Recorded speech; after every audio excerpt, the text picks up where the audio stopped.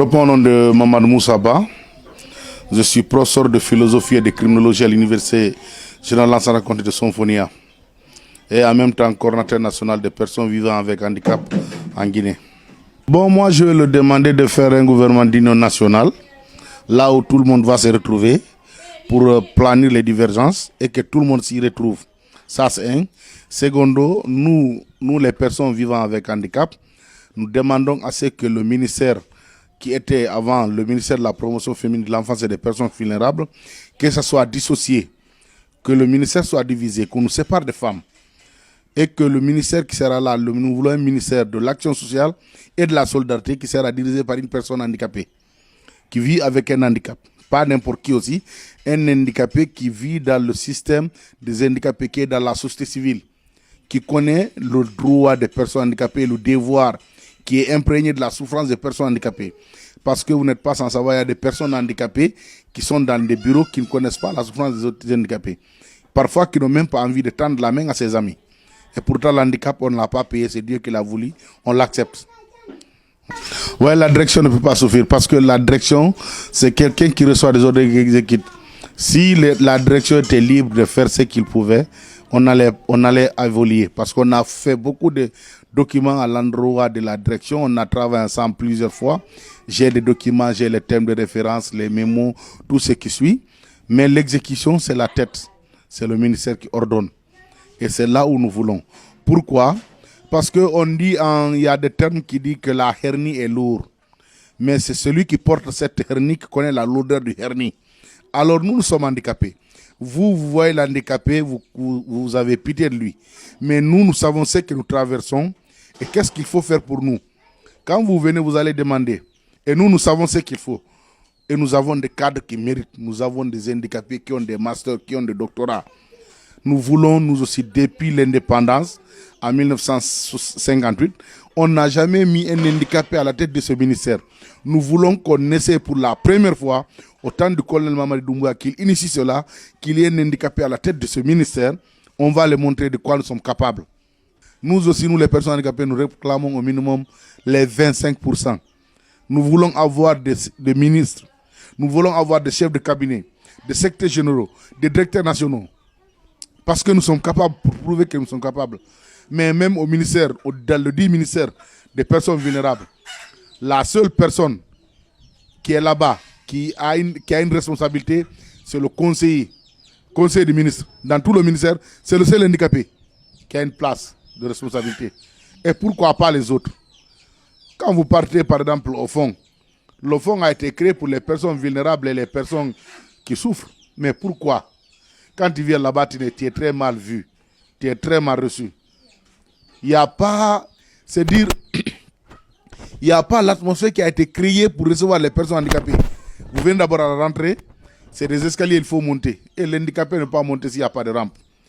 Il n'y a pas où rester sous le soleil. Il y a le soleil, tu viens pour recevoir quelqu'un, toi et ton fauteuil roulant, il faut rester sous le soleil. Si tu n'as pas quelqu'un qui va t'aider. Et quand tu viens, au lieu de te recevoir, il reste dans les bureaux, il te dit, tu montes, tu trouves, viens trouver dans la salle. Et pourtant, ils sont là pour défendre ces personnes handicapées et les aider. Ceux qui sont malades, pour les aider. Vous déposez des dossiers, les dossiers font plus de 3 mois, 4 mois. Ils prennent d'autres, ils laissent. Ils prennent les dossiers, ils sélectionnent les dossiers par copinage. C'est des choses qu'on en a marre. Nous voulons que ces personnes handicapées prennent la responsabilité, qu'ils récupèrent, qu'on donne ces ministères, le ministère et les directions là. Qu'on les prouve qu'on y sommes capables. Voilà. Nous avons adressé une lettre au PM. Nous avons adressé une lettre au président. Comme le journal l'a dit, que le PM est libre de choisir son gouvernement, il a raison. Nous aussi, nous demandons au Premier ministre alors de choisir quelqu'un issu de nos rangs pour diriger le ministère et de nous séparer des femmes. Ça, c'est notre plaidoirie. Et en plus de nous rencontrer, de chercher à nous rencontrer et à les tenir, les gens qui décident au nom des personnes handicapées, qui cherchent à nous rencontrer. C'est important. C'est important. Ces passerelles qui sont en train de faire, les passerelles qui sont en train de faire là, sur l'autoroute, sur la route Le Prince, nous on avait déjà signalé ça. Quand vous partez en ville, il y a de ces lieux, on a fait des photocollants, on a collé. Les handicapés ne peuvent pas monter ces passerelles. Il n'y a, pendant tout qu'on a créé, il y a 2 passerelles où les handicapés peuvent traverser. C'est à Gbessia, au marché de Gbessia, et à Donka, tout près de la mosquée Faisal.